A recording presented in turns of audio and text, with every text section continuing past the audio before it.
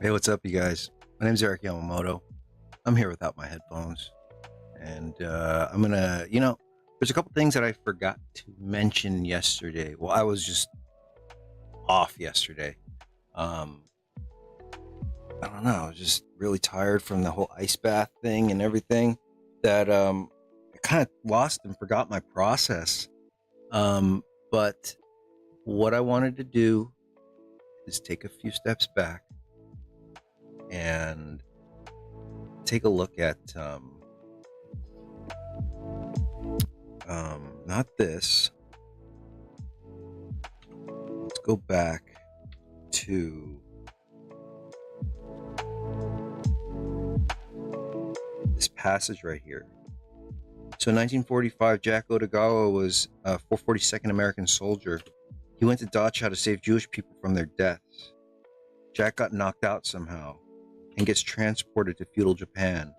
But he doesn't know yet. He gets transported to a fisherman's boat. We're in medias res. The lead fisherman has a giant fish on the end of his rod. The fisherman yells to Jack for help. Jack is confused. The fisherman stumbles, and Jack jumps in to help and pull the fisherman to gain balance. They start to see the silhouette of a giant fish, but Jack pulls the fisherman too far, and the line breaks. They both fall into the boat. The large fish gets away. The fisherman is pissed off at Jack. The fisherman is yelling at Jack. Close up on Jack's face. Cut back to the 442nd leader yelling orders to Jack like he was in Saving Private Ryan. Jack is confused, but they're about to run the next Dachau checkpoint. So, once they get to the safe point, gunfire goes off. Cut to Jack aiming his weapon. He shoots. Cut back. To Jack aiming his weapon, and he shoots. Cut to feudal Japan, where they're in the city now. With Jack and the fisherman, they have a bundle of small fish that they want to sell. So, looking at that, now this is a longer process, coming up with stories. But what I want to do is I researched a little bit right now on the 442nd at Dachau. So one of the cool things about research is that this is how you get a lot of ideas. So let me just bring this back up. And he went to Dachau to save Jewish people from their deaths. So let me just write some notes in here that I'm getting. In April 1945, 522 Field Artillery Battalion and detached from the 442nd Regiment shot the locks off the gates and liberated Dachau. So let's put I do the things that resonate with you. So this one,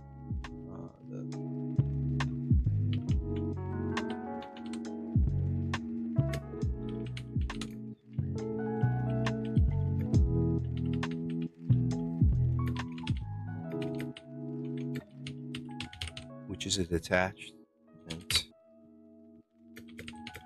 42nd.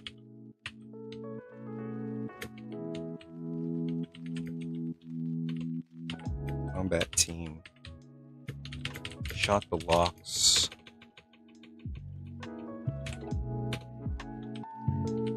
Shot the locks off the gates.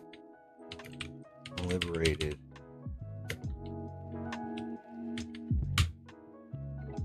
Dachau.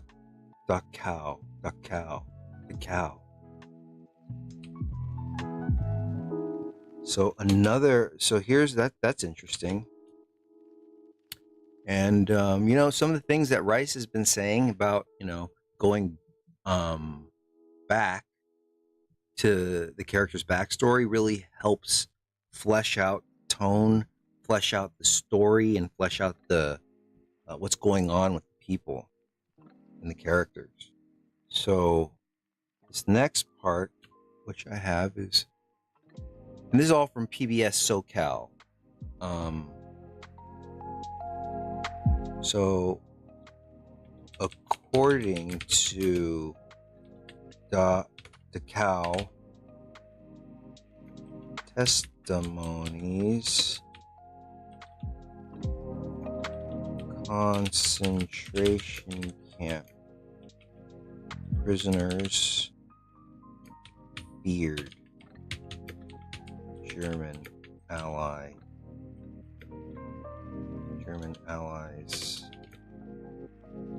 of Japan.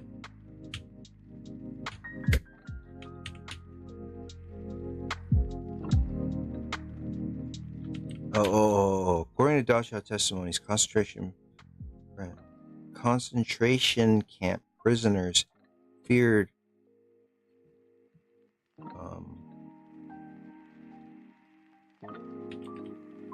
that Japan had arrived to assist in their torture,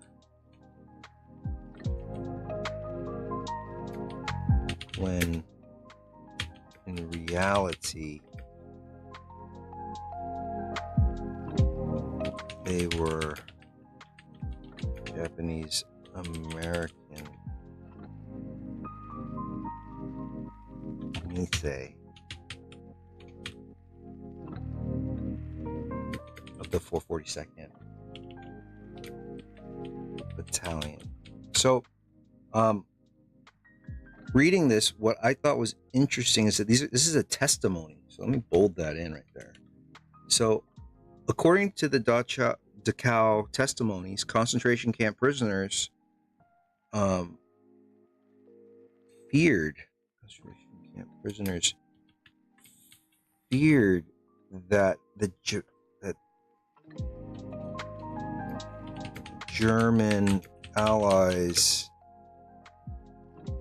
of Japan had arrived to assist in the torture, when in reality they were the Japanese American tday. So there must be more testimony somewhere. So that's something that I need to look into. I need to later see if there are any more testimonies, so I can, get more stories out of there. Again, story always comes first. When you're doing storyboarding or story creation, anything, you're storyboarding. The first part of storyboarding is story. So, oops. So coming back.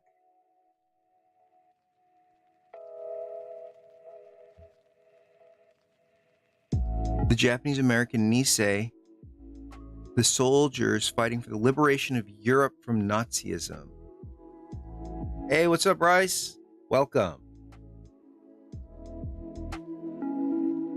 Yeah, I know. Yesterday I was on kind of late. I'm trying this new thing to help my stress, which is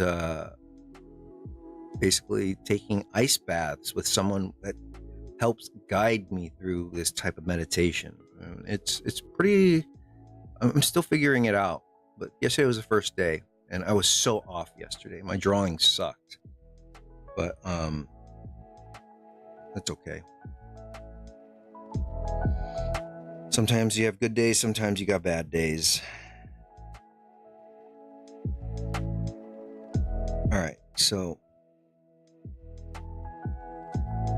one Dachau survivor asserted her Japanese American liberators looked into her eyes with tears, and proudly showed her his American uniform with the American flag. So what I'm going to write next is one survivor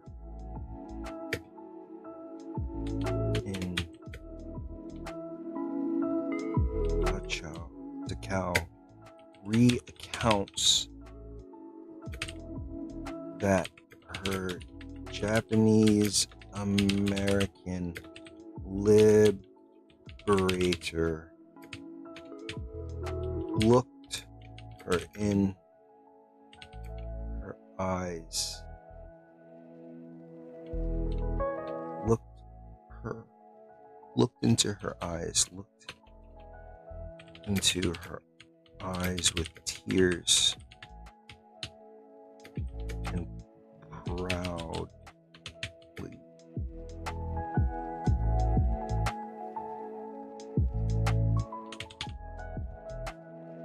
Showed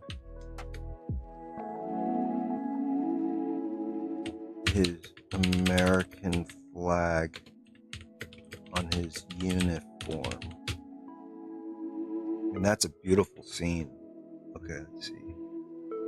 Seems you're taking, okay, let's see, rise.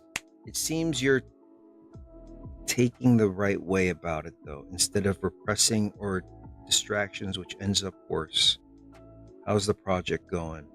You know, to be honest, that is what was happening. I was repressing it, and I was giving distractions. You know, like, right now I am trying to get clean off of marijuana. I used to take edibles at night, and really it helped. It helped me express myself, you know, be able to talk, like my wife easier. And but at the end of the day, it didn't make me feel like I was being true to who I am. And yeah, I feel as though that I need to come back to who I am at the core, and better myself. Anyhow, project, it's going all right. Yesterday was, I drew this picture. I was not very happy with it after looking at it, but then I started a board and it worked. It's starting to come together. But again, this is all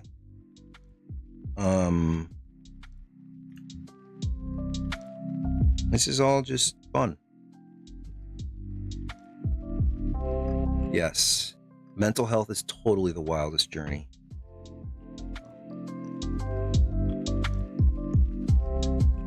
Cool. I'm just kind of, playing around, and I must say that this right here, what we're doing, is much more advanced than, this is like a whole different, we're writing right now. This is a different part of the brain that we're using. We're not thinking in terms of shapes. We're not thinking in terms of line. We're thinking in terms of ideas. We're thinking in terms of story. We're thinking in terms of literature. It's a little different, but it's something that, storyboard artists have to have. They have to wear lots of different types of hats. So one of the things that I like is one survivor in Dachau accounts that her Japanese liberator looked her in the eyes with tears and proudly showed his American flag on his uniform. I mean, just to embellish it a little bit, it'd be pretty cool if he ripped off some kind of patch revealing his American flag.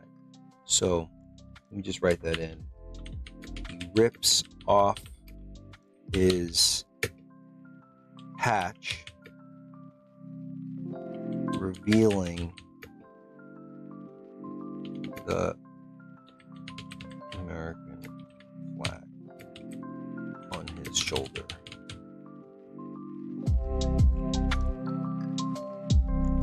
How do you feel about the story today? I'm not sure, but I feel that the story today is kind of I'm just kind of seeing where it takes me, and try to do the best that I can. Only then did she realize that men she assumed she should fear arrived in liberation of the camp. Other members of this detachment went on to rescue thousands of concentration camp victims on death marches through the German countryside, as well as sub-camps of Dachau. An experienced veteran, Shio Doi, described as hard to comprehend. Military historian Walter Bradford noted the specificity within the historical moment of the Japanese American soldiers liberating Dachau. He stated it's pretty iconic that their relatives were in camps in the U.S. while these people were freeing a Nazi camp. Watch Asian Americans, a 5-hour film series that delivers a bold, fresh perspective on the history of the fastest growing demographic in the country today. Stream now.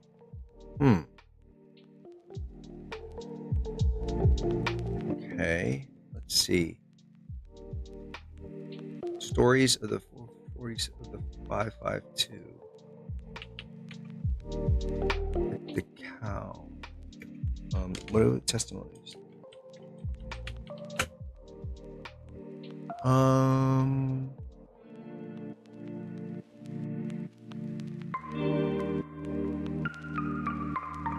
right, so here's what I'm reading from right now. The 100th Battalion Org, the liberation of Dachau. So what I'm basically trying to say is that research is so important with whatever you're doing. I mean, like, after I research and kind of create this, as we are creating this story, let's see, what am I trying to say? As we are creating this story, we're going to be using reference and research. My go-to for visual Army stuff would probably be, Saving Private Ryan, Apocalypse Now, Thin Red Line, or is it Thin Blue Line? It's Thin Red Line. And what other Army films are there that you? Oh, Full Metal Jacket.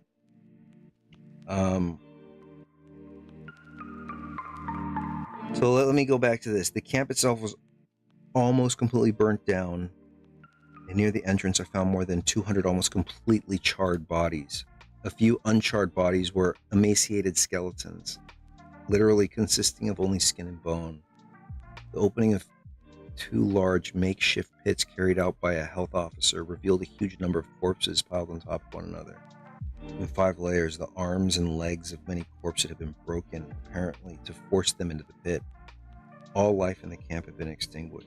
Jesus Christ. How do I feel about this story? I feel like it's incredibly tragic.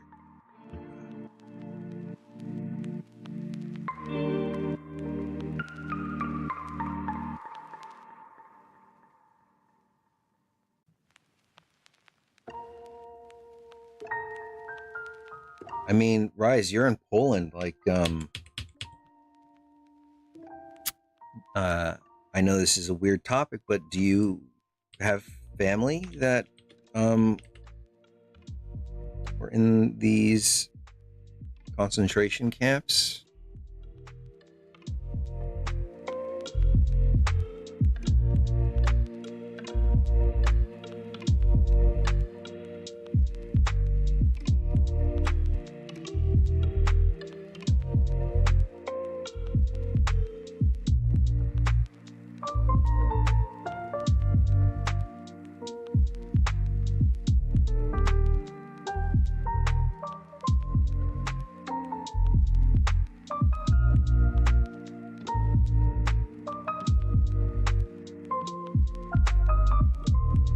You had family sent to Siberia by Russians.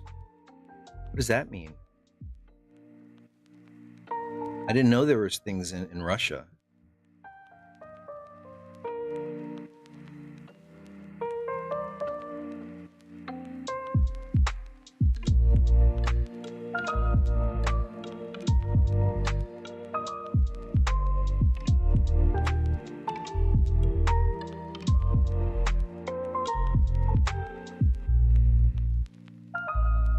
Hey, odd one. What's up, man?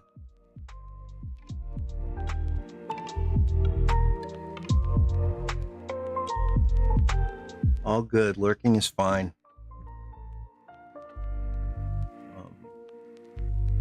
But Auschwitz, yeah, it's a different thing. I didn't know Auschwitz was a different. I mean, that's mainly like I never heard of Dachau until Ryan Odagawa was talking about it the other day.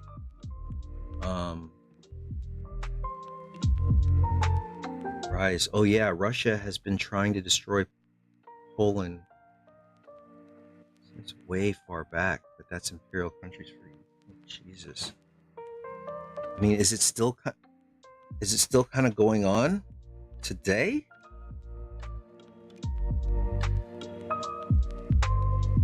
It's a topic nowadays too, right? With Ukraine. Yeah, Slavic countries weren't surprised by Russians' actions, but the West seems to be. Yeah. Again, it comes down to the news, like what's been shown and how much people know. Let's see. Okay, let me. I'm gonna keep on going through, but I totally hear you guys. Keep on writing if you need, if you feel empowered to. Veteran Stanley Kaneshiro recalls the night they fired their first rounds on German soldier. The 522nd was one of many units that were brought up front to break the stalemate of Alsace-Lorraine. At about 1 a.m, the whole sky blew up. The American artillery and the German defenders were literally demolished. Wow, let's copy this. I'm trying to find things that are visual.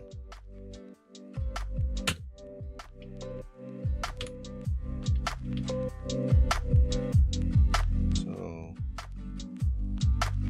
things that we could draw out. In those final days of war, the German army beat such a hasty retreat that the artillery battalion in close pursuit found themselves in front of the infantry instead of behind them. Hence, the artillery battalion was the first to reach the gates at Dachau. Upon their arrival, many subsidiary camps and main camp, its members entered the subsidiary camps as well as the main camp at Dachau. Rice says, due to Russian, Poland disappeared from the map for 200 years. It was absorbed and ruled by Russia and Austria. But its identity lived in the underground and eventually came back. Wow. I feel like that applies just on a world scale, though. It's sad that not all nations get their happy ending, but have to keep struggling, invisible in the general media. Like you said, it's so important that we learn from it. And also learn from history, because I feel like a lot of things in school I didn't get to learn until recently, because the way history is told is a little skewed toward one side rather than it being just how it, like what it was, what it is, like just giving the facts kind of a thing. Yeah. And that's why also, like, I've noticed, like, I've been going on Twitter lately, and there's a lot of people out there that are giving their opinions on things and telling people what to do or how to think or how to behave. And one of the things that I'm learning during this retreat, what I went to yesterday, is that I gotta start coming back to what I think is true and real. And I believe everybody out there should be looking into themselves and, get away from social media for a second and just, what are you experiencing at this moment? Why am I experiencing this? Is this a true feeling that I'm experiencing? Because a lot of the things that I experience are all in my head. And what was really amazing yesterday is that when I was inside of that ice bath, like at the beginning, I was fearing it. I was so scared. And then I went into the tub and I was even more scared, and it was painful. It hurt. felt like 1,000 daggers are going inside of you. I mean, it's true. I mean, like, I don't know how, you know, in Titanic, how Jack was sitting there, or sitting on that door. No, not sitting. It was like this on that door, and he was just shivering and like. But anyways, there was a moment when my guide told me to let go.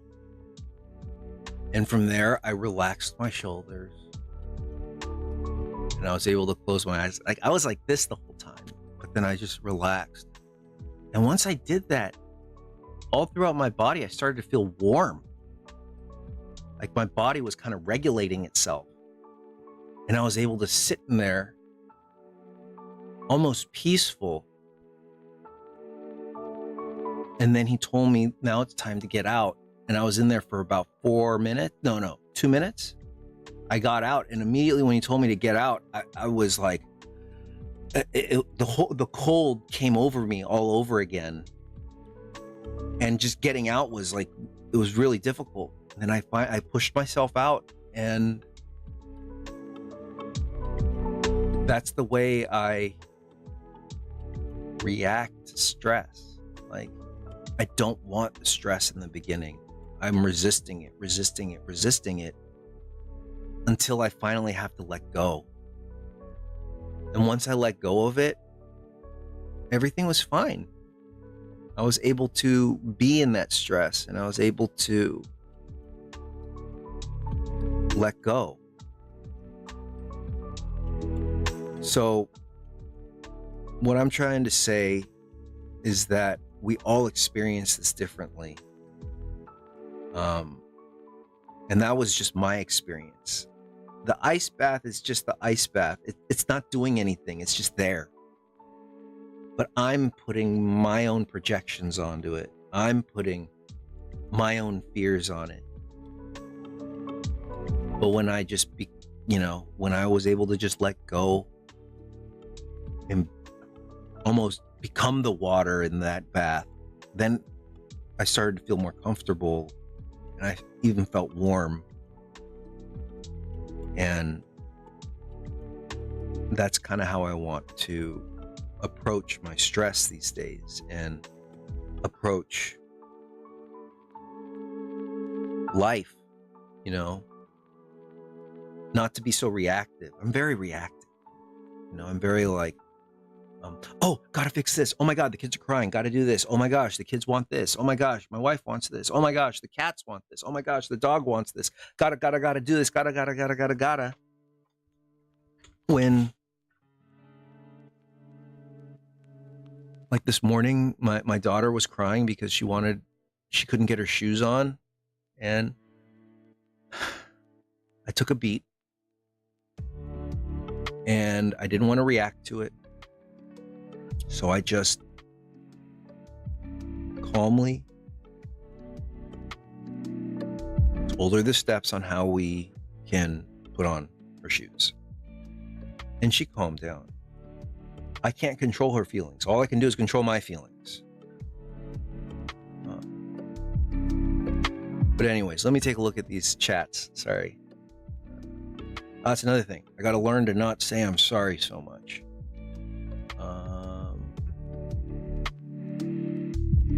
Oh, wait. So it was like a tub full of ice?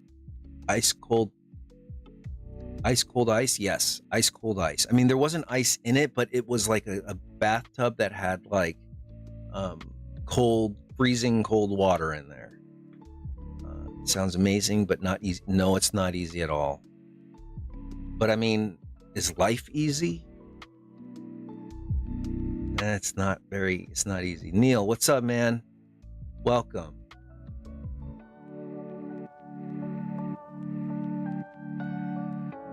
Wow, that's a great way of putting it. Us projecting our own feelings on the thing. Yeah. What you're saying, Eric, is very helpful, by the way, for mindfulness. Yeah, mindfulness, 100%. I'm glad you're doing good, Neil. Man, I saw those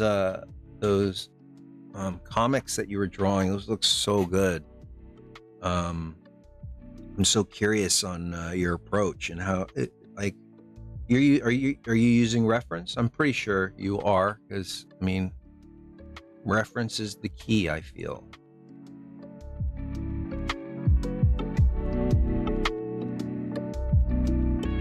So let me go back over here. The experience of entering concentration camp is permanently etched in the minds of the veterans. He rode into Dachau in a jeep with Captain Johnson, commander of the B Battery. Fellow 5 member George Muramaru, the driver. The gate was open. It was spooky, just the way you see it in the pictures. Prisoners in their striped clothing, deep sunken eyes staring at you. We had some food in the jeep, regular issued rations and want to pass them out to the starving prisoners. But the captain said no, because it would only serve a few, and that would cause a riot, and then our lives would be in danger.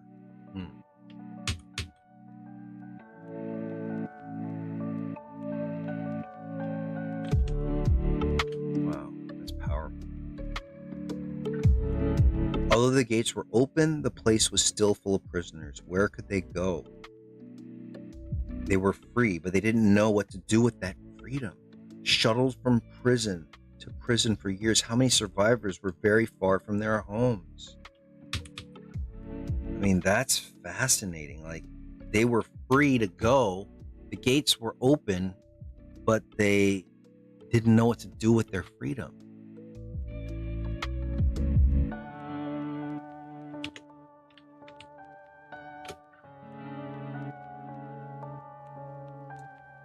In their weakened condition, most of the prisoners were either lying on the ground or sitting up against the fence, but their eyes were following us closely. And as we drove around the camps, we soon began to sense the stirrings of the movement toward the jeeps. The captain said we better get out of there, and that's what we did.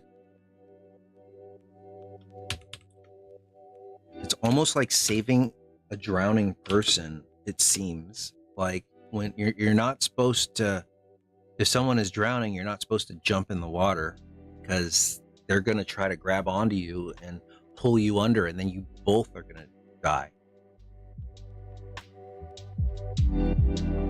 Another veteran, Hideo Nakamine, had similar recollections of entering the subsidiary camps. It was so terrible. We were under strict orders not to share or give away any food rations, but we disobeyed and gave it out anyways, because those people were starving to death. The suffering was just horrible.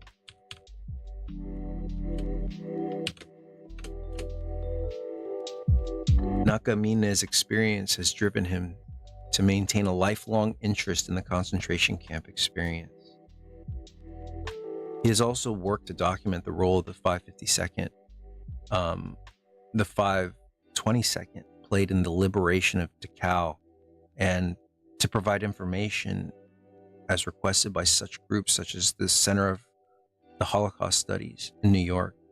In an early letter, it is ironic that members of one persecuted minority were liberating those of another minority.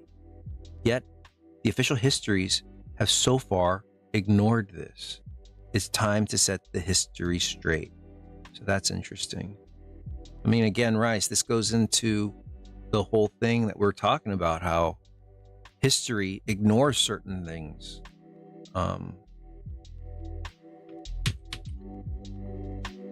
So it's, how do you get your information is important. Rice says, yeah, in school they would show us movies about concentration camps. It was purely traumatic for me, but I think it's better to be traumatized by a movie than to forget the horrors of history. 100%. 100%. Last year, Nakamine attended the 40th annual gathering in Philadelphia. The 3-day conference commemorating Holocaust Day was attended by 15,000 survivors. Wow. And they presented this book called Go for Broke.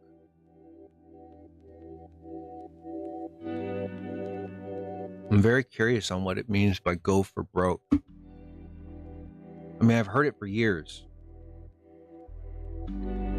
It's almost like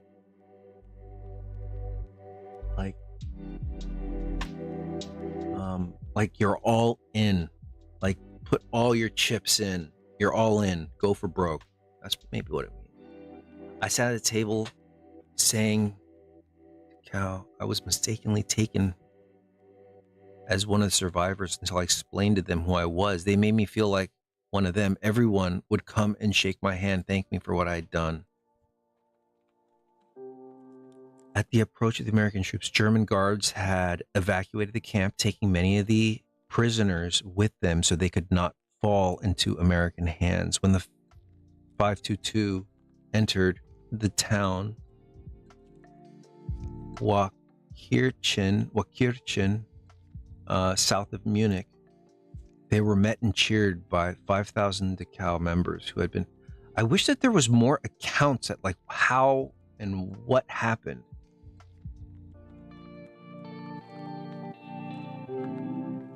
Like, what are the stories? Oh, interesting. Look at what I found.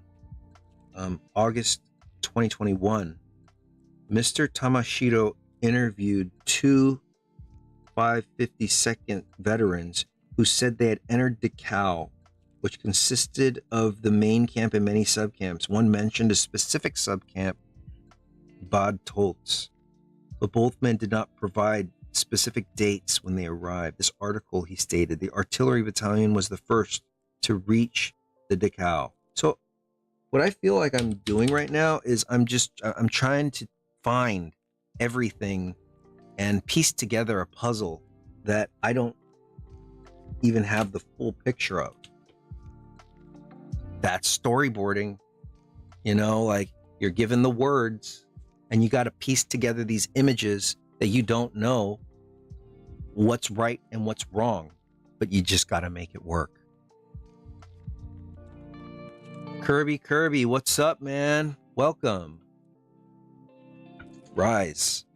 Survivors is such a powerful word here. To have such evil fail and people live, that's the most powerful story. Yeah, that really is interesting. So, however, the main camp was not liberated by the 552. Units of the 42nd and 45th Infantry liberated the main camp along with another major subcamp. There is no official documentation that members of the battalion were there on the day the main camp was liberated. However, teams of 3 to 4 soldiers serving the field observers may have been present at some subcamps while outside. The 552 is still recognized for coming upon and aiding 5,000 survivors of these camps in March to the country. Interesting.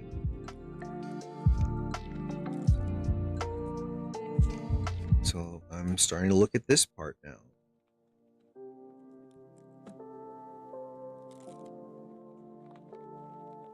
So I could go down this little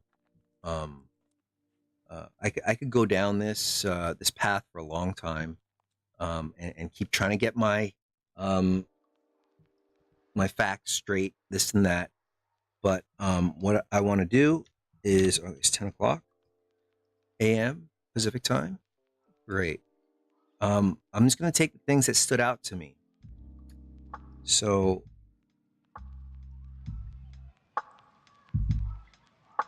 let's see. Shot the locks off the gate. I like that. One survivor counts Japanese liberty took. I really like this. Dachau was the first of the German concentration camps. Okay, not only to punish enemies. Okay, that's basically. Aha. So this was at nighttime.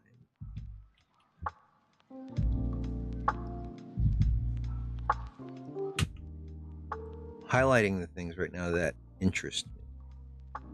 In those final days of war, the German army beat such a huge. German army beat such a hastily retreat? The artillery battalion. I don't understand this sentence right here. Hey, what's up, Ryan? Getting into this decal.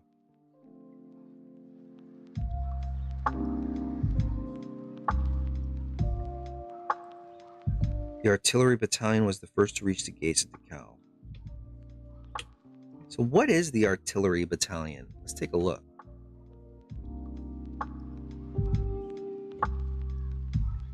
Is this the isekai? You know, I don't know. Let me look at what isekai is.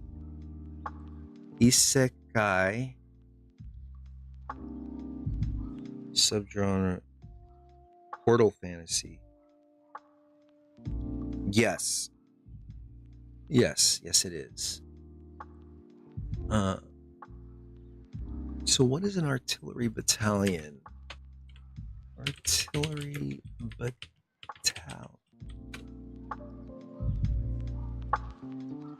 Field artillery branch is the field artillery branch, United States. This branch. Maybe I could get this quicker. Hey, Kirby. So I remember you said that you were part of the military, the U.S. military. What is an artillery battalion? What is that?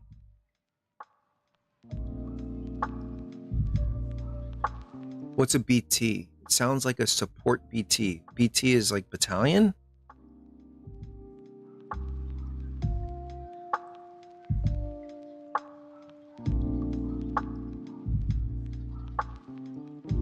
Oh, okay. So in Wikipedia, it's saying that it's the classic combat arms branch. So it's, yeah, I agree. It is a big cannon. You have your main guns. Okay.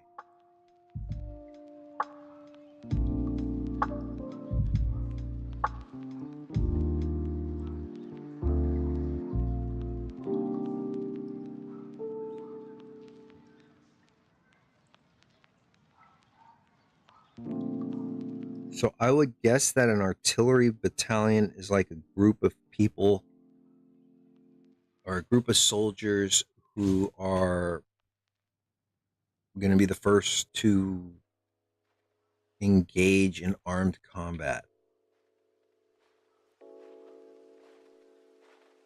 I think. Let me just write this in here.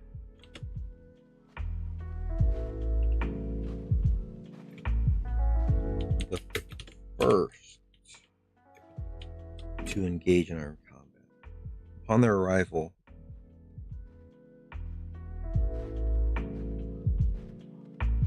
found. But we haven't, but in our story now, we haven't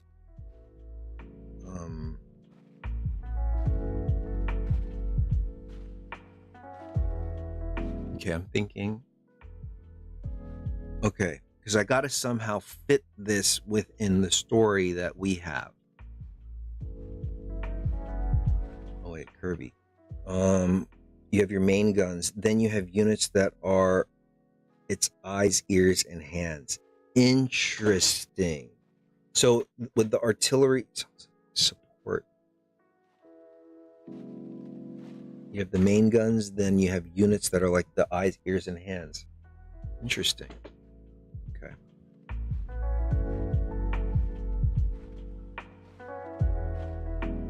I wonder if it's their scouts that ran into the camp. Yeah, you know, I am not sure. But FO, forward observers. FO stands for forward observers, you're saying?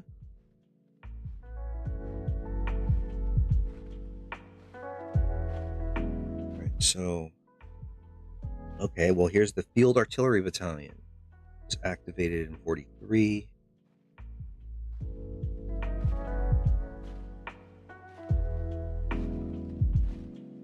Oh, ABC gun batteries, service battery, medical detachment. Each gun battery operated these howitzers, which were manned by 7 artillerymen.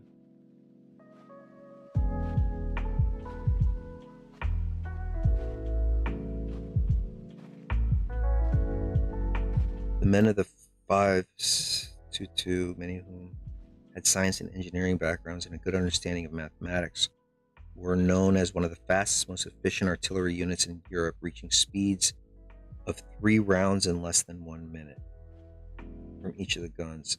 According to one member, according to the victims of the battle field settings.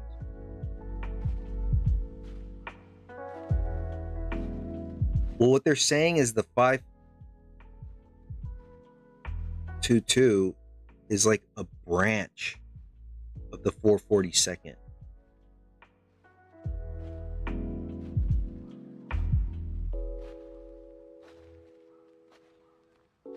So see, like,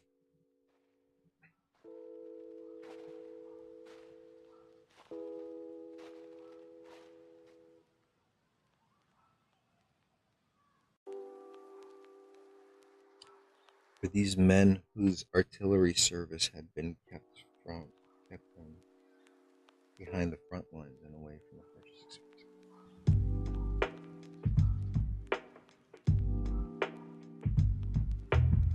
Okay. This is interesting. A lot of this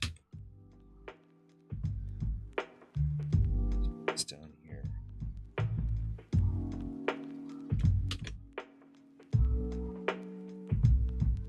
The single most infamous engagement occurred in southern Germany around Munich when the men stumbled on roughly 5,000 prisoners marching through the countryside. The initial encounter with these thousands of emaciated, mistreated victims of Nazi concentration were followed by the discovery and assisted liberation of Dachau. These men, whose artillery service had often kept them behind the front lines. Behind the front lines. Wait, for these men whose artillery service had often kept them behind the front lines and away from the harsh experience of combat, the sight of such suffering had been a lasting impact, though, as was the case at all camp liberations, the Nisei were prevented from offering food. Okay.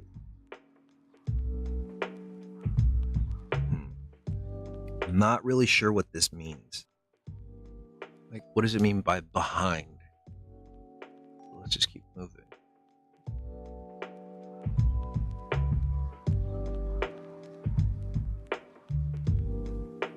Oh, they stumbled upon this. Okay.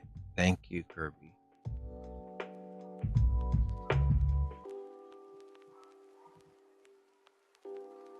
Okay, artillery is a support unit. Okay, okay. And what does the front lines mean?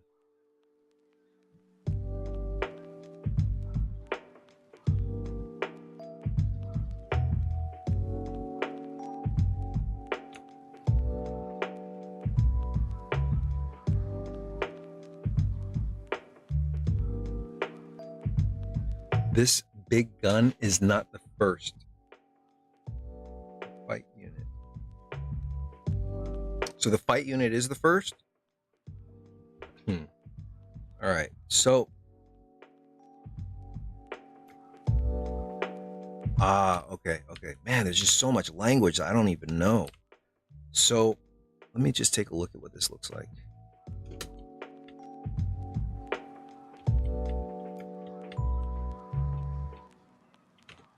So I am looking up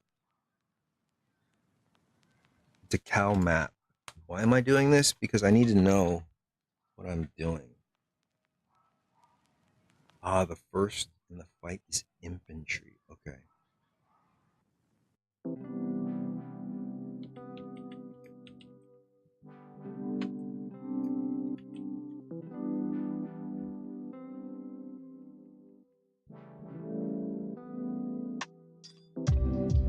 So, okay, let's see. What am I looking at?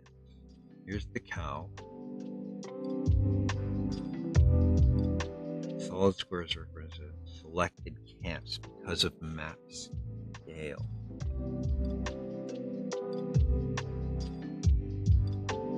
So these are neutrals. These are allies. German allies or dependent states. I didn't know there was German allies. Auschwitz.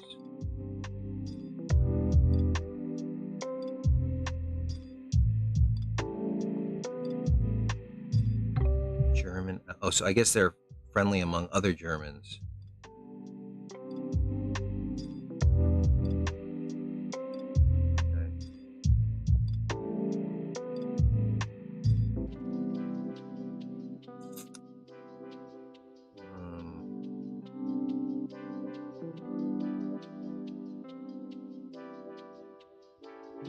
Installation, Dachau concentration camp. So again, I'm trying to do this as fast as I can, you guys, but just to keep it kind of interesting. But sometimes you got to slow down and really investigate this stuff.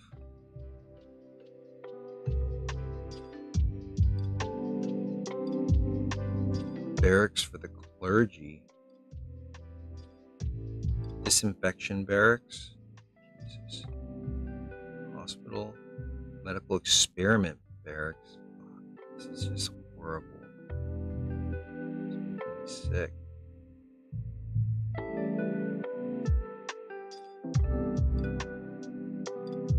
Let's see this.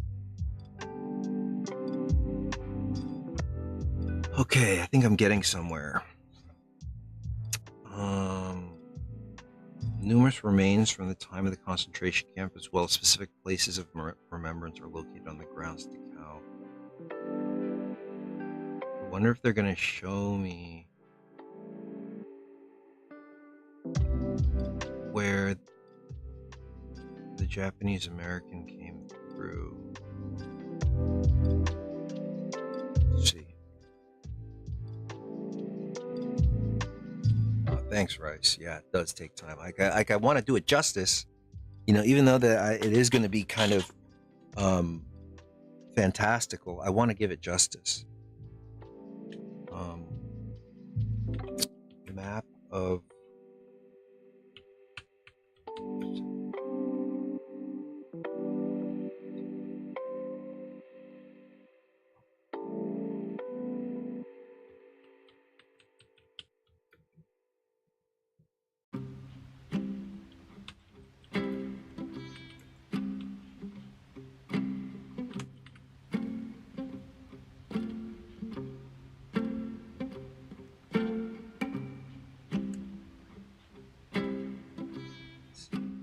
Kirby. The situation is dire. You do not want enemy elements near artillery guns.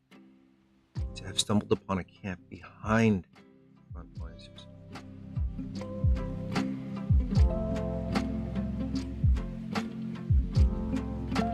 Oh, so Kirby, what you're saying is that you don't want enemy elements near your artillery guns. To have stumbled upon a camp behind. So basically, they went the back door. What you're saying, of what it sounds like. So how you're saying, like, if these were the camps,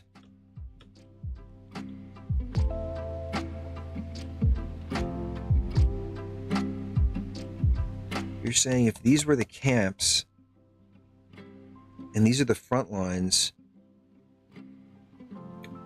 like, you're supposed to be going this way. Did they find themselves coming from this way? So they had to engage? I guess I'm confused with the language.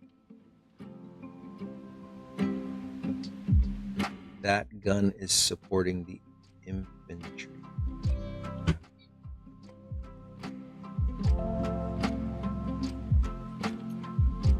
You do not want enemy elements near your artillery guns. So let's say, is the artillery guns like right here? Is that what you're saying?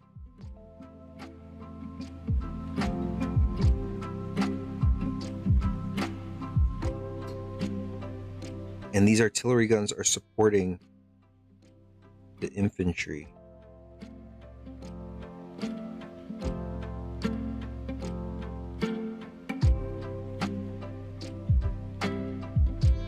Is this the infantry right here? I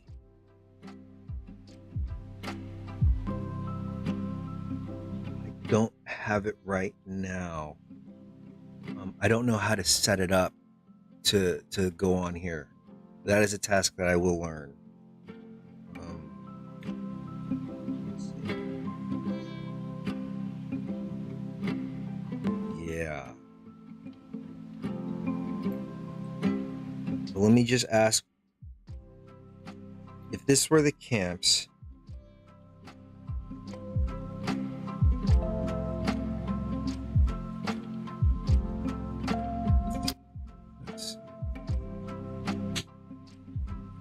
Let me just take a look at this map real quick. Oh, okay. Yeah, let me jump on Discord right quick.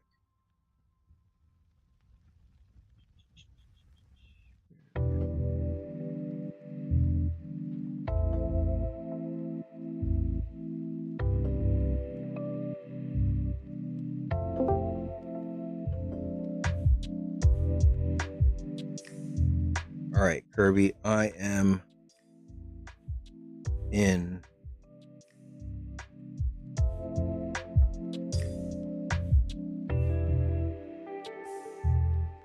I'm inside of the. Let me know if this is working or not.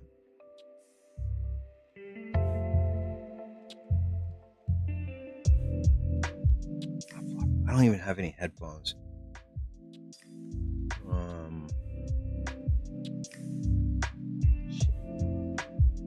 Why don't we do it after the live stream? Oh.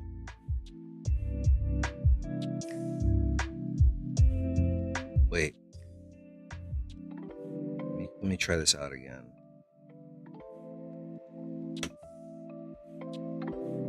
So challenging for me. Speakers, let's go here. Output device, headphones. Oh, I could hear me.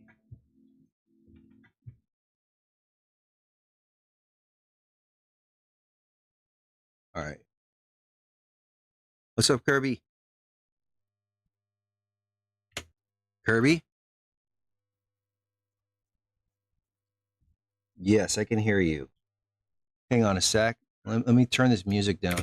All right, go for it. So what does it mean again? Artillery is your big gun, right? This thing can shoot really far. There's two types.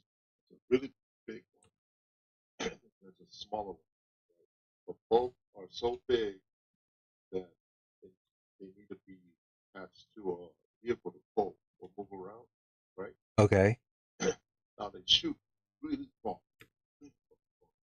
Okay. So on the when they say the front line, you have the infantry, you have where the fighting's going on, right? You see the movies where they're fighting and then you see big explosions. Yes. You know, boom, boom, boom. That's artillery, right? Some guy is calling for fire. So someone on that front line is calling back to the big gun saying, "We need you to hit this spot here." So put out the coordinates.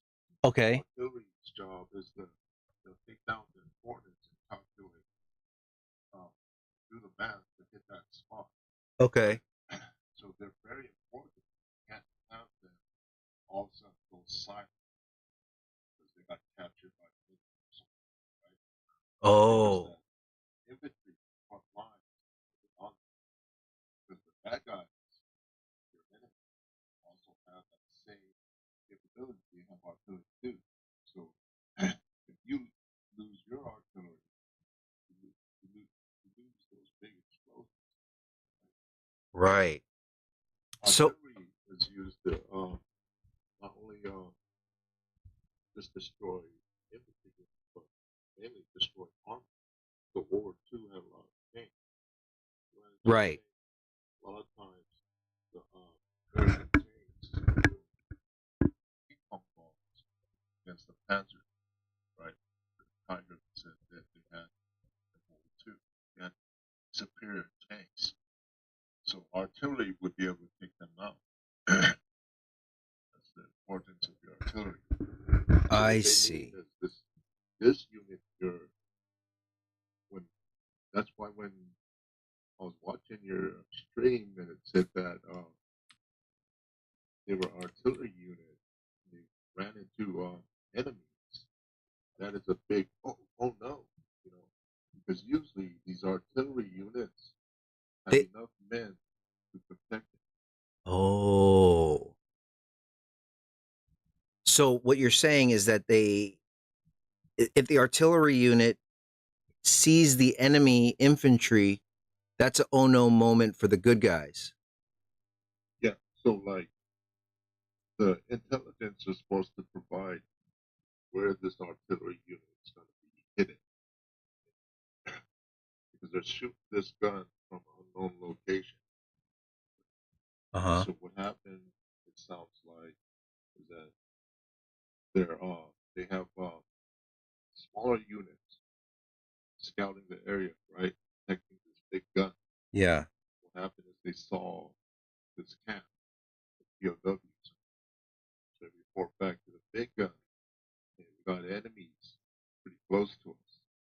So they say, "What is it?" The scouts would report back. We see POWs, or we see some sort of camp prisoners, you know, and they're going to make a decision. Do they pack up and move, hide, right? Or do they destroy this enemy element that's near their guns? Oh, okay. So so it isn't are you still watching my stream right now or no? Kinda, yeah. I got Okay. it on mute so I can hear you, but watch it. So basically, okay, what I'm drawing right now, you're saying the enemies saw the good guys' artillery. No, no. The good guys' artillery, right?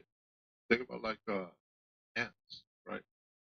Yeah. So the artillery is the very important piece. So it has a bunch of little tiny ants spread out, Protecting it looking constantly. Yeah, scouting the area around this gun to protect uh, it. for yeah for enemies, right?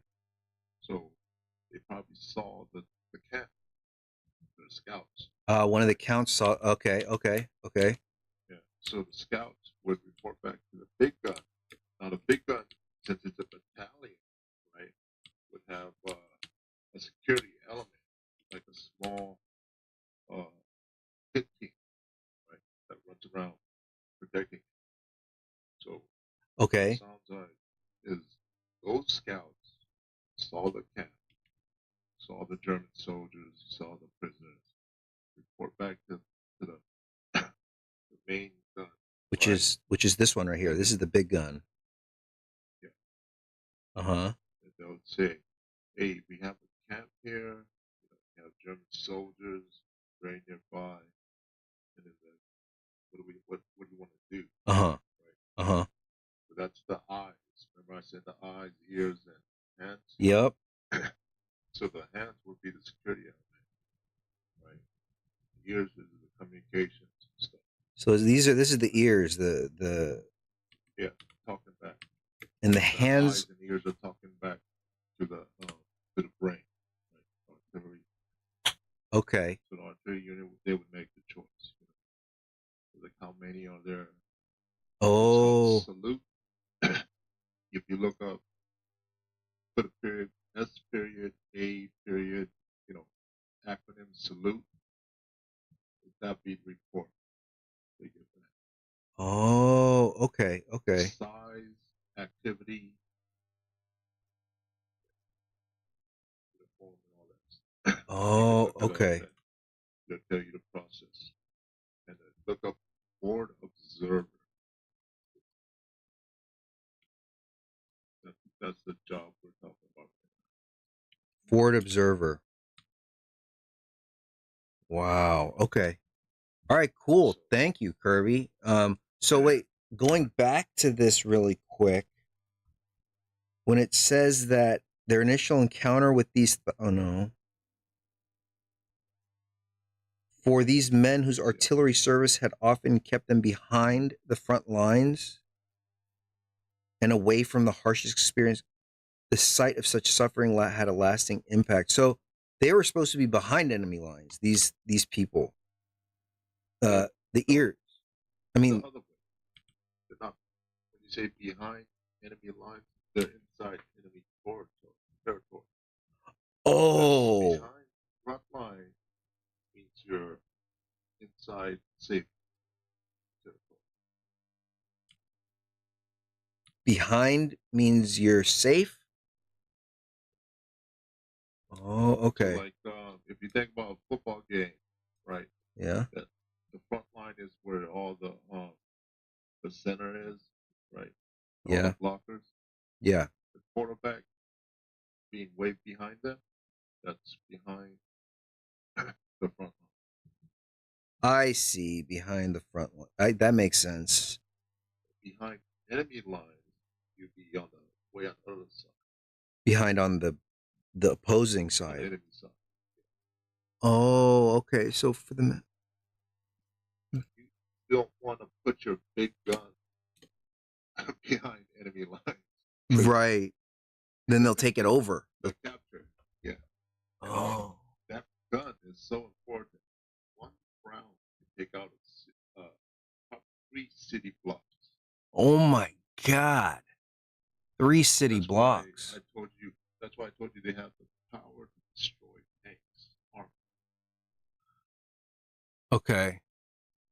So wait, now it's saying right here that the artillery battalion, the first to engage in armed combat, was the first to reach the gates.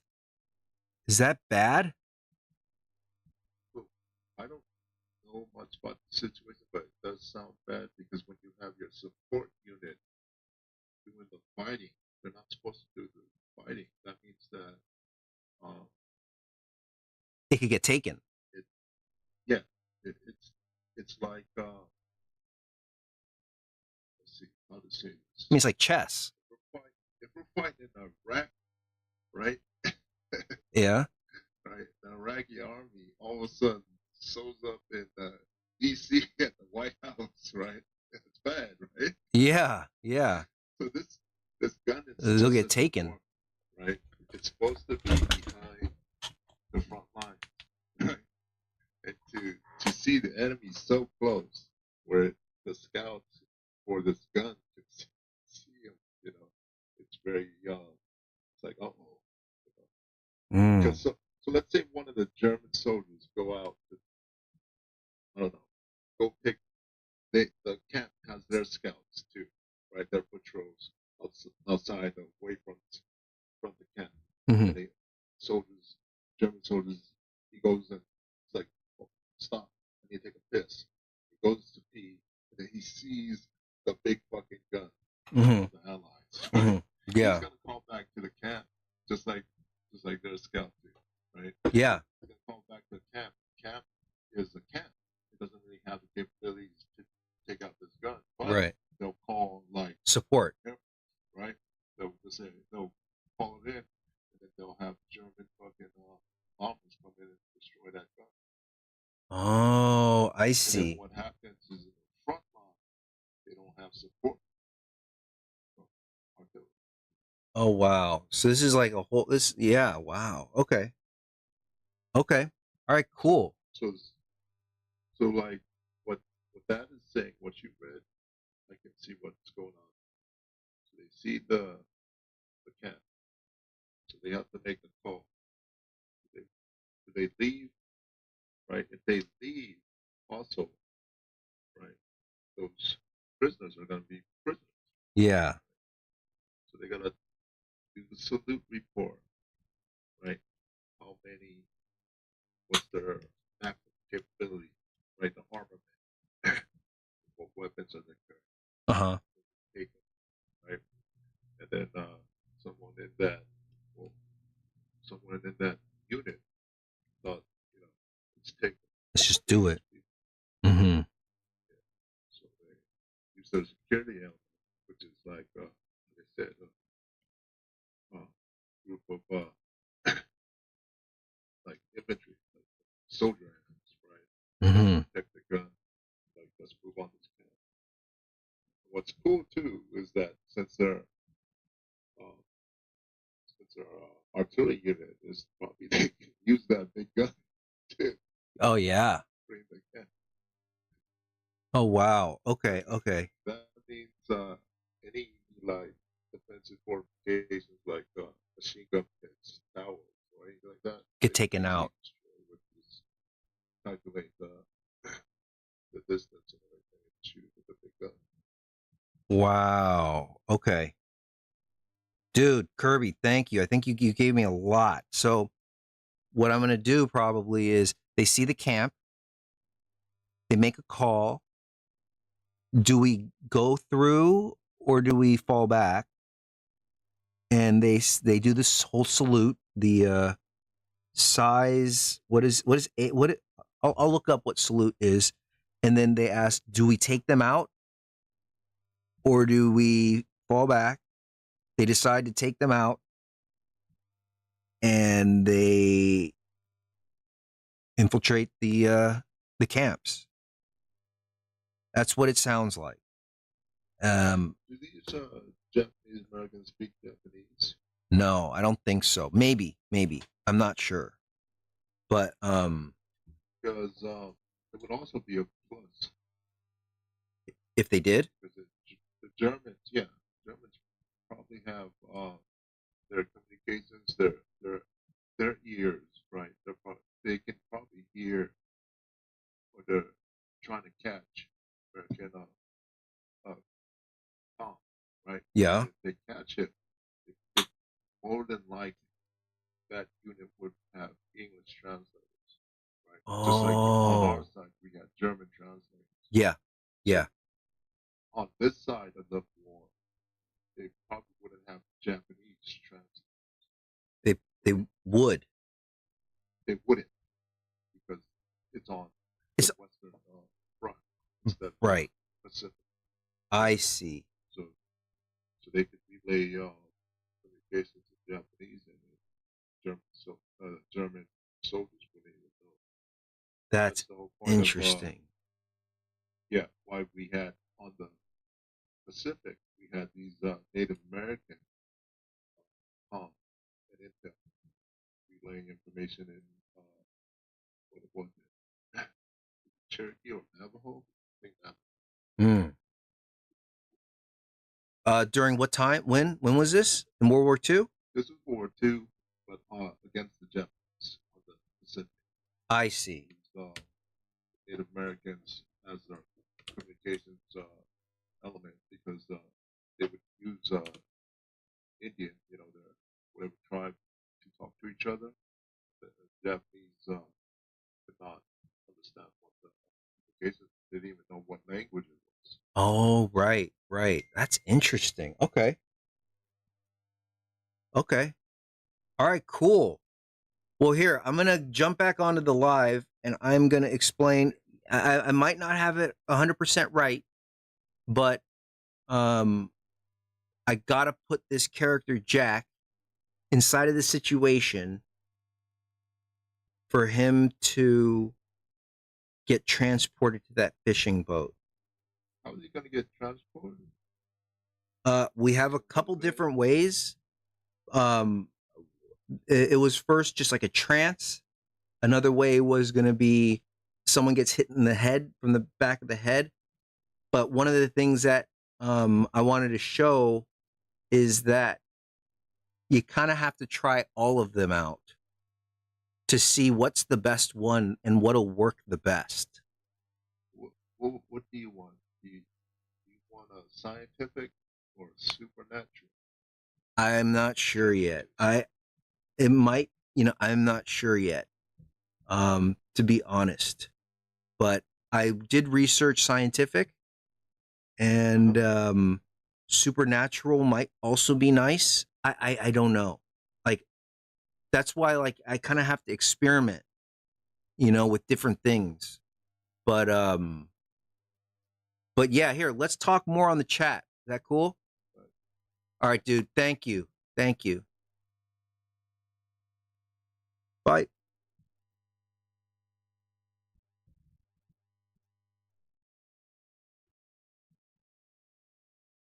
Let's see. How do I get out of this room?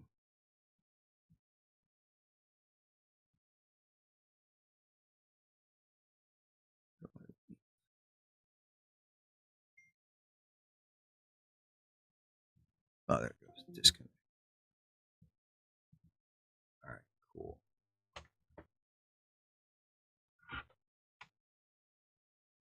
All right. So that was really cool. I was able to talk with Kirby, who knows a lot about military.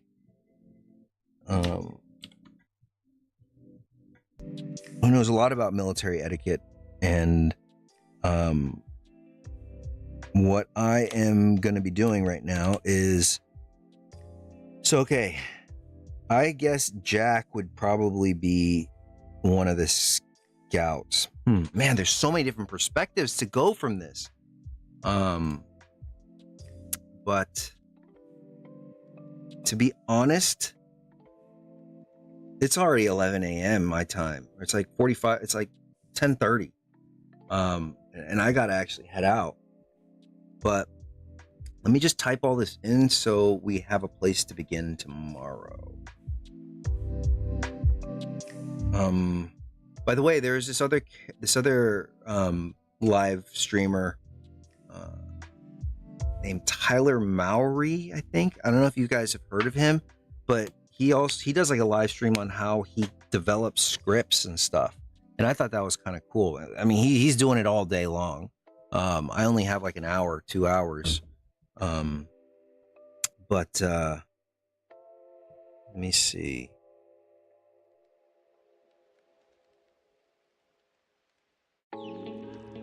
So he went to duck.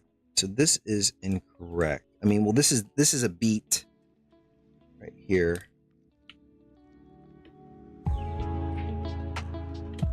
He wasn't 442nd. He was 522nd American soldier, an offshoot.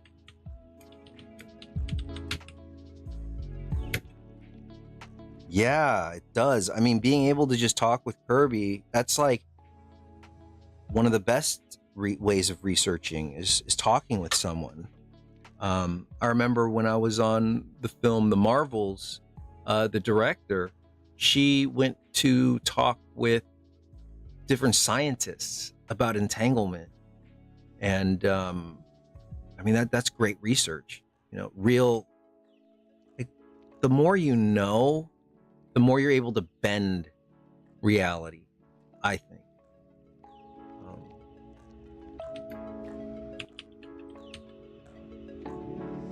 So let's see. Let me just write this in really quick.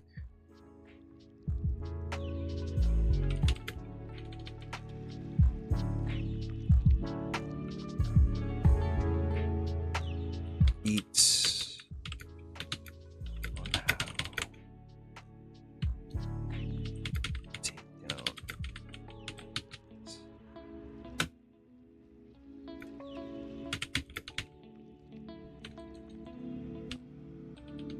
scouts see camps.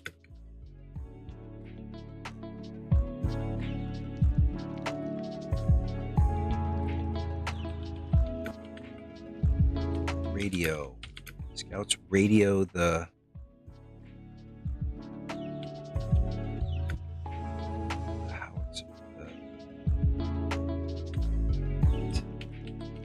Scouts radio the artillery. The artillery want to know if they should. Hey, thanks, Rice. It was really great that you came on. talk tomorrow. The artillery want to know if they should move forward or leave. They do.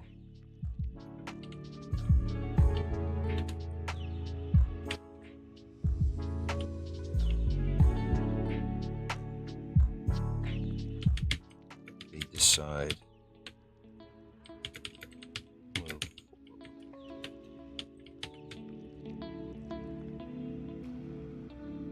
Now here's the thing. If I didn't have like the reference that Curvy gave me, I would have probably had to keep researching more and more until me, the layman, can understand what I'm trying to decode what they're trying to say inside of these articles. So thank you, Kirby. I really appreciate that. And just before we go, I am going to really quickly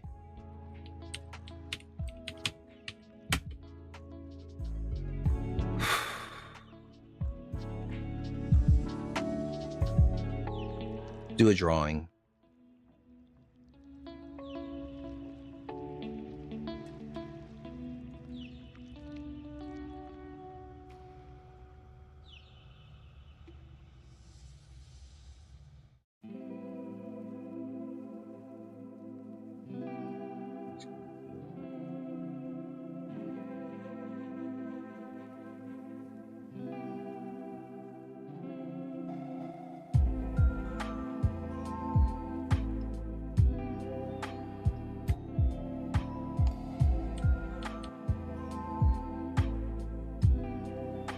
I'm just do a quick drawing of this right here.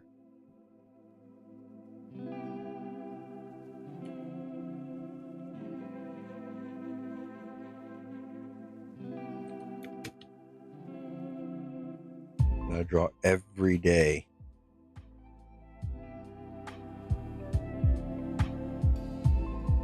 Try different things.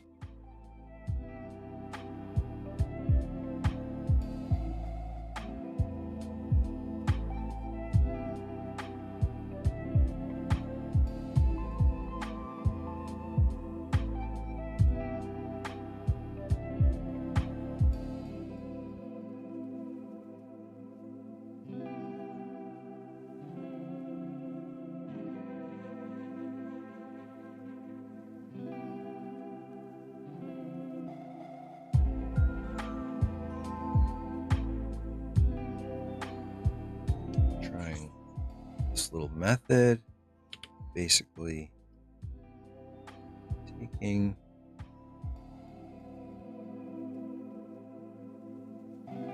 Oh wow, I did not know. What's up, Storyboard Ben? I did not know today was the anniversary of D-Day. I gotta tell that to my son.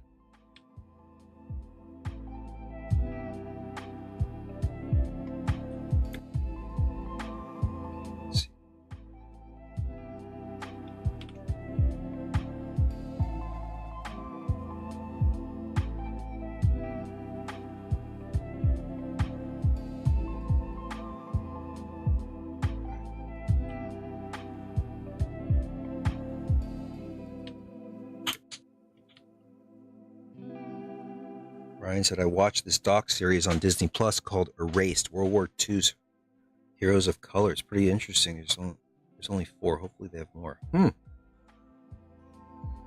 That's cool. I'll check that out.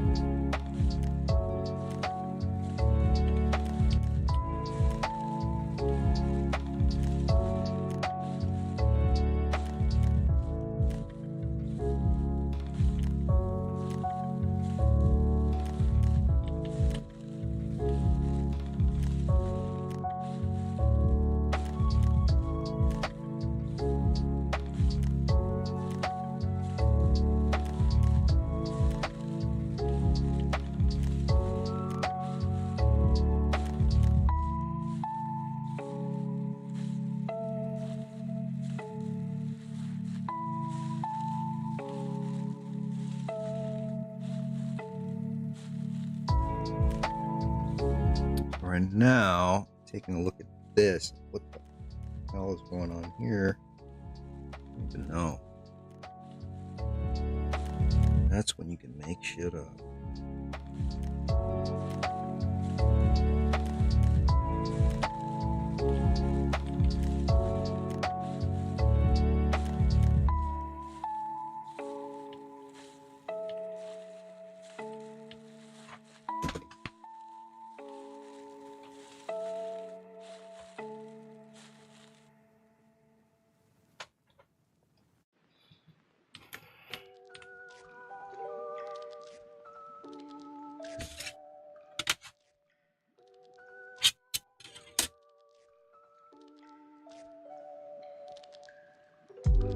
Oh man, Saving Private Ryan is so great.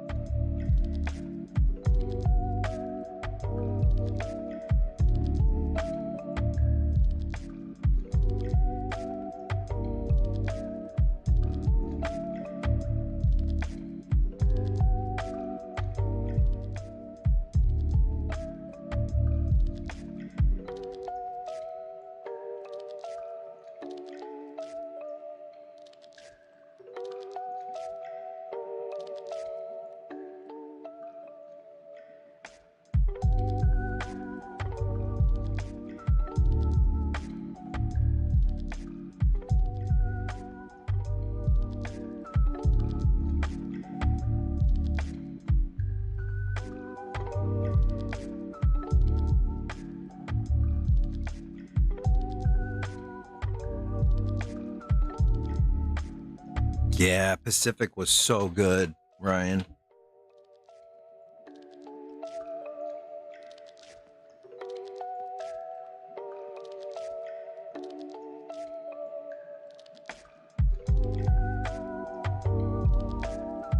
Yeah, Band of Brothers was great. I think Pacific is an offshoot of Band of Brothers.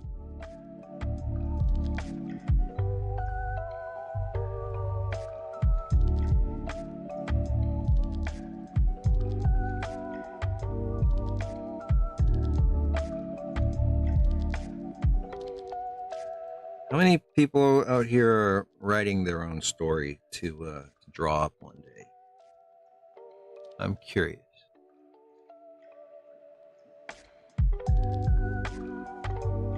I know, Ryan, you're doing something on the 442nd, which is awesome.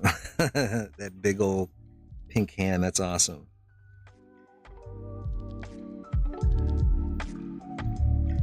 Ah, cool, Ben. Yeah, I'd like to. I'd be curious to see. I also know Kirby's doing some stuff.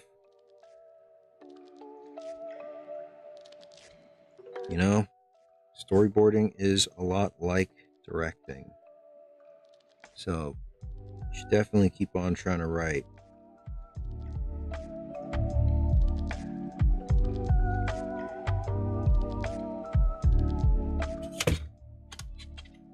I feel as though that directing is, you kind of have to be a jack of all trades. Okay, Ryan, got it.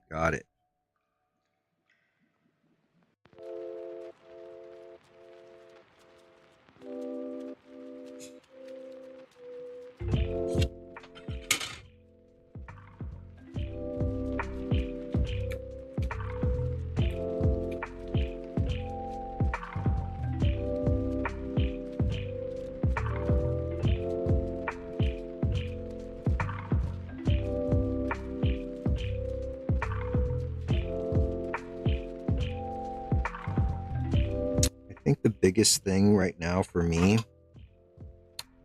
is to learn to calm my nerves when I am drawing in front of everybody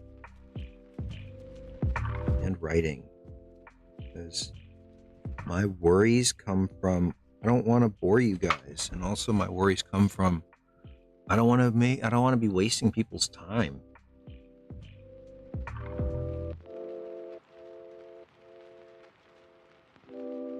But if you guys are getting something out of this, let me know. so I have kind of a direction on what I'm doing. Or not. And that's cool too.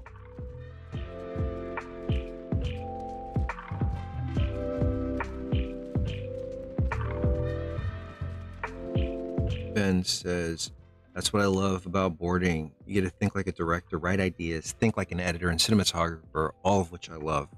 Totally. Cool, Ryan. It's fun and interesting to throw around ideas like this.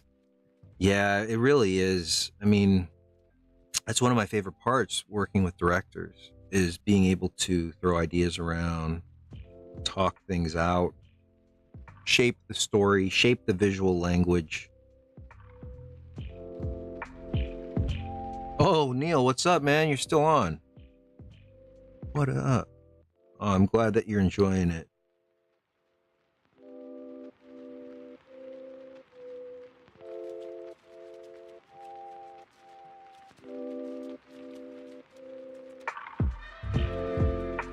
You guys can see my screen, right? Let me just make sure. Yes, cool.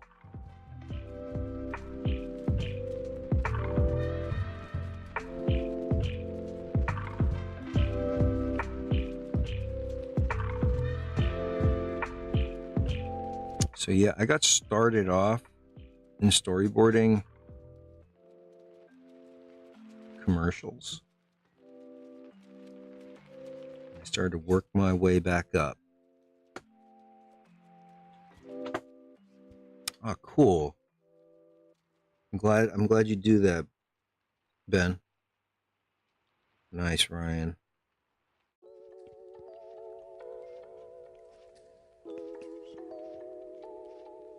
Are there any other streams out there that's kind of like this? Just curious. I don't know.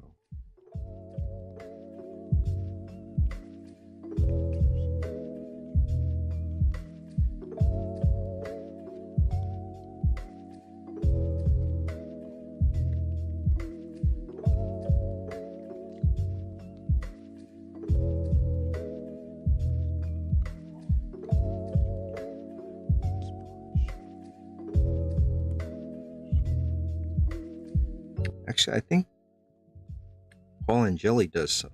Yeah. Oh, there you go. Yeah, Paul and Jelly. He's doing some cool stuff.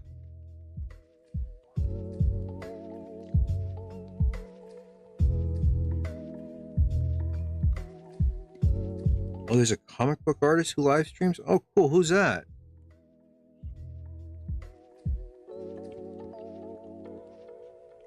Oh, there's one person named something Cepeda.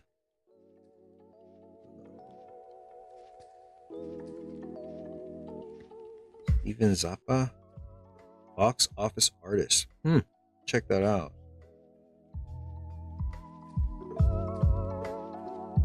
And drawing is just so relaxing.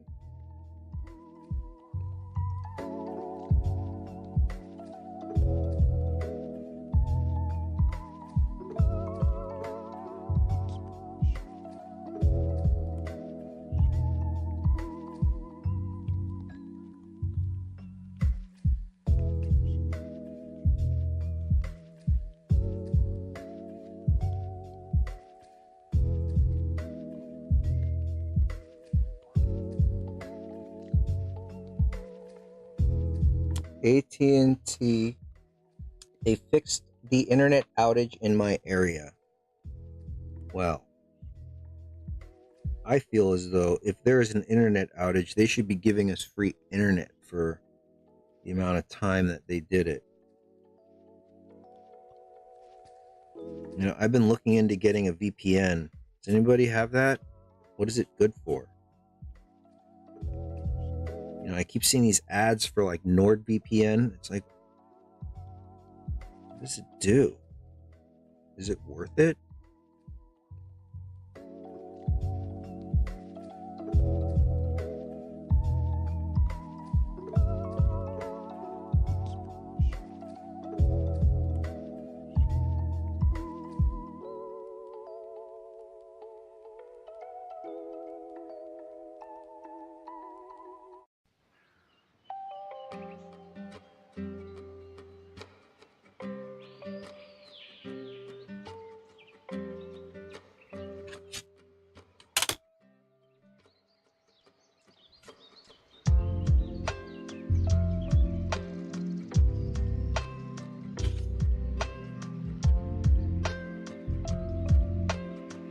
really enjoy like doing these types of lines like this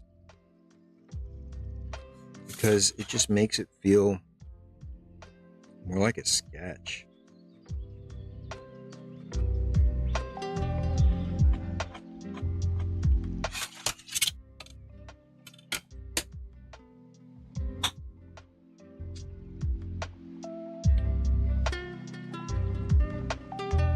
Oh, Kirby.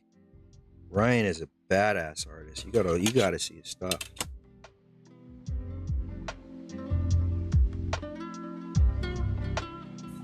There's a lot of amazing artists on here. Storyboard Ben also.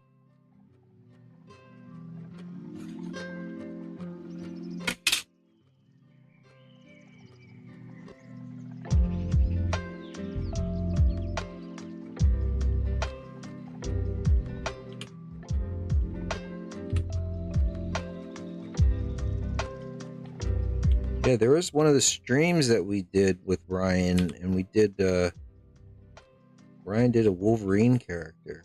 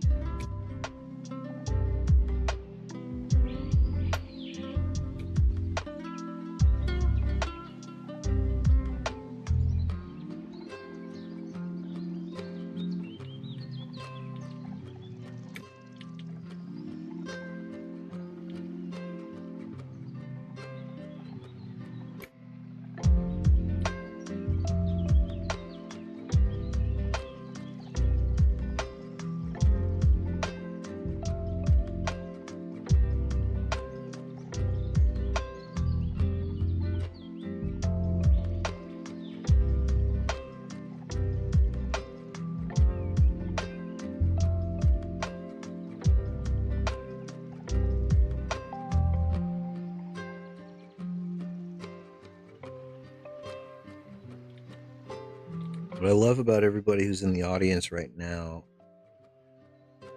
is that you guys are creating a community. Without you guys, it wouldn't be this community. I think that's dope. I think it's so special. Also, it's nice that,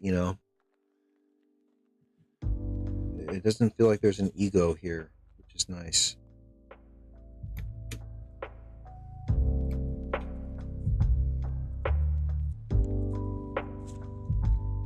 We're all here to keep learning.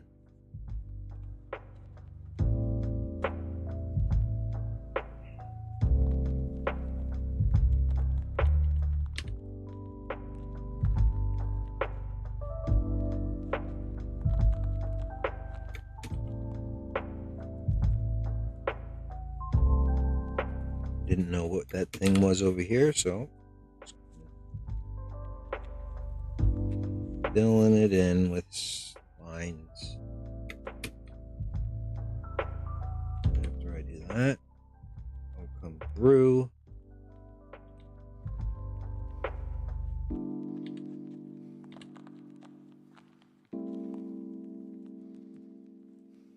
I learned this from Neil, where you throw in blacks afterwards. I never understood how to do spot blacking.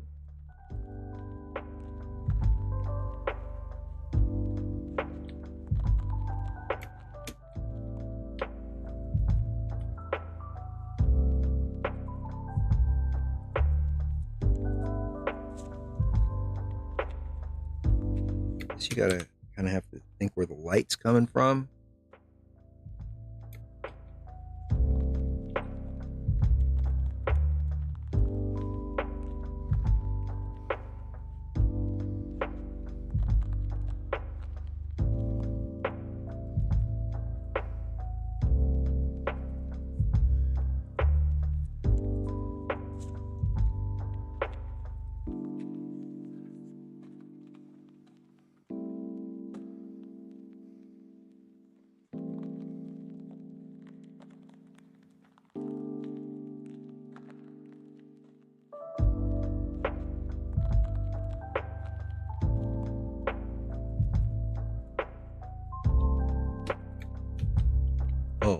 Ryan.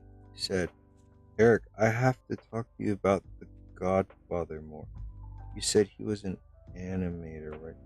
Oh, my grandfather. Yes, yes. No, he was reached out by recruiters from Disney, but he decided to not go to Disney and to just stick with his being at a grocery store. But yeah, I'd love to talk more about it. I mean, there's stuff that I still need to know more about, and I'll ask my mom about it. But yeah, let's definitely set something up.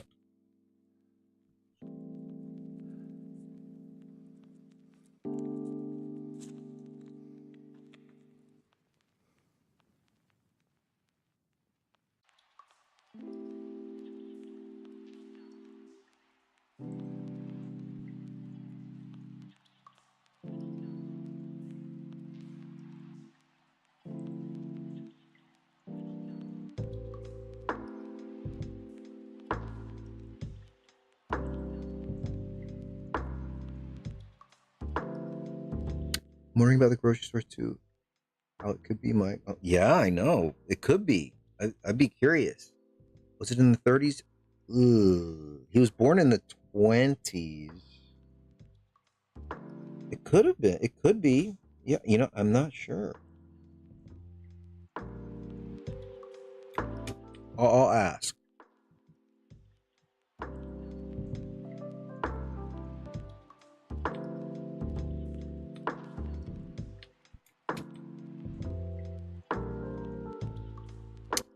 So let's go now. So I have this color, or I mean this tone right here. Here, this tone there, and I have this tone, and I have this tone. So let's see. I'm gonna use this tone right here. I'm trying to just do local color. I'm trying to just do local colors right now. Voiced.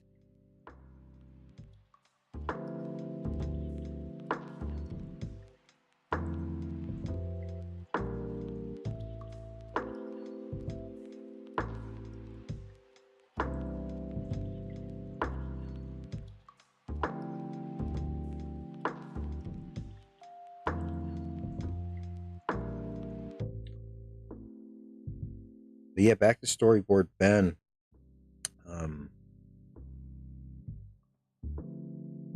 Paul Angeli, he is so consistent. I mean, I don't know how he does it. It's pretty dope. I wish I could be like that. 3-star produce. Huh. Yeah, I will. I'll ask today.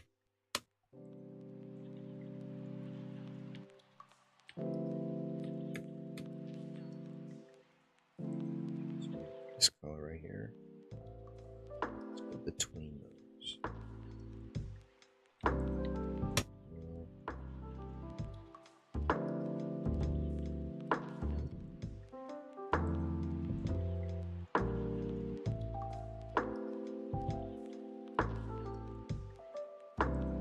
What I'm gonna do later is put a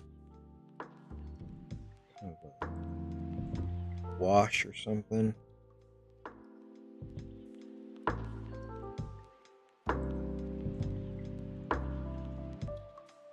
Oh, I didn't know there's a word limit for the chats. Interesting.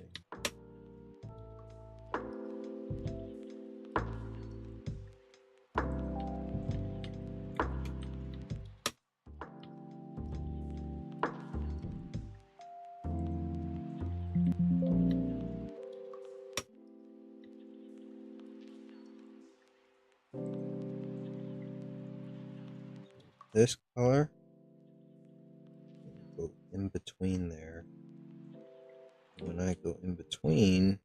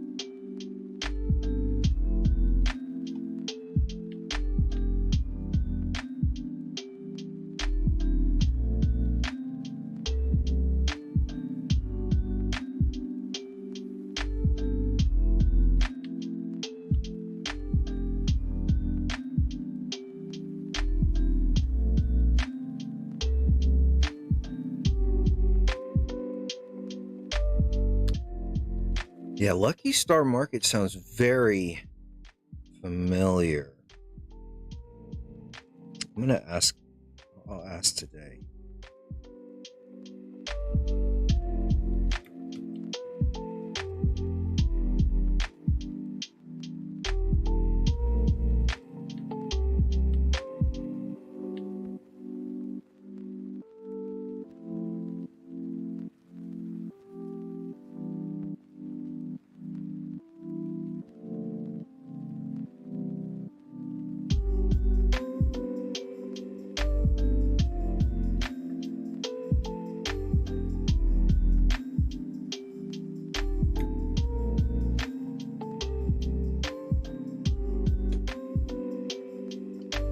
This down a bit.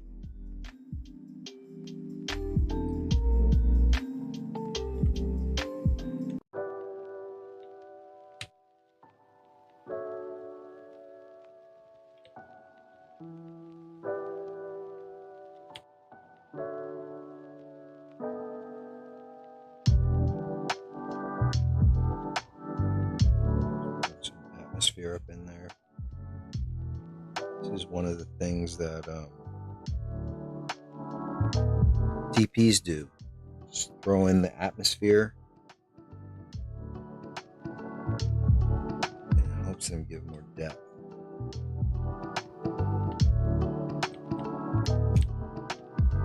And normal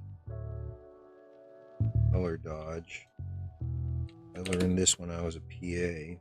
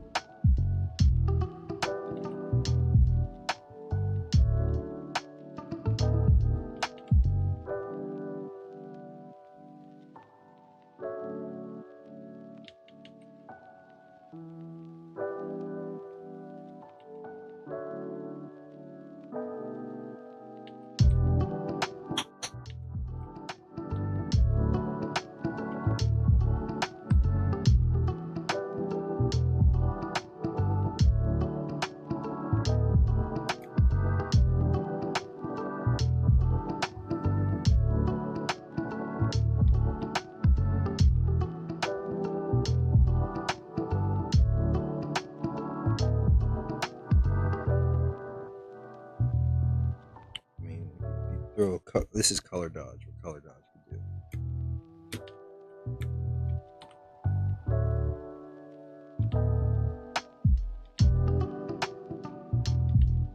Basically painting light. I'm doing it for the highlights.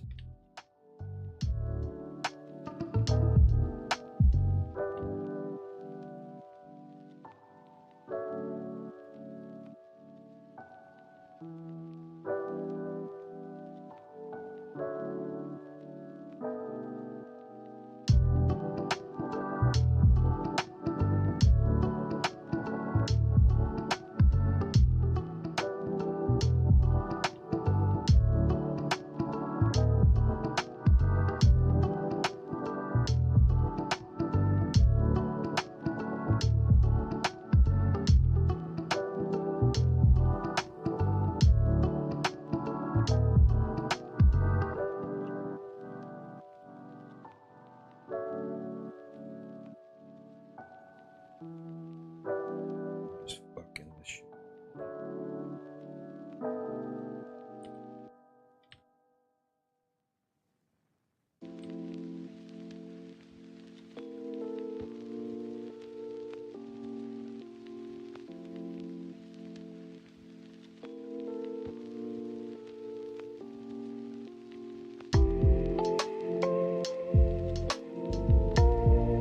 Thanks, Ryan.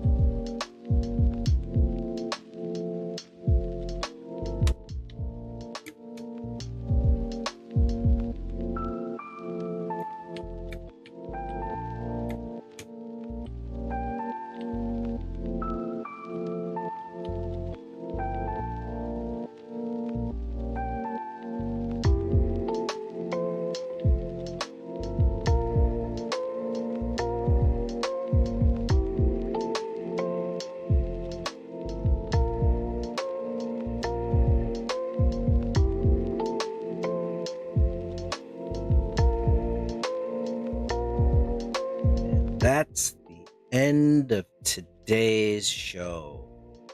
Good night, everybody. Have a great rest of your day. See you tomorrow.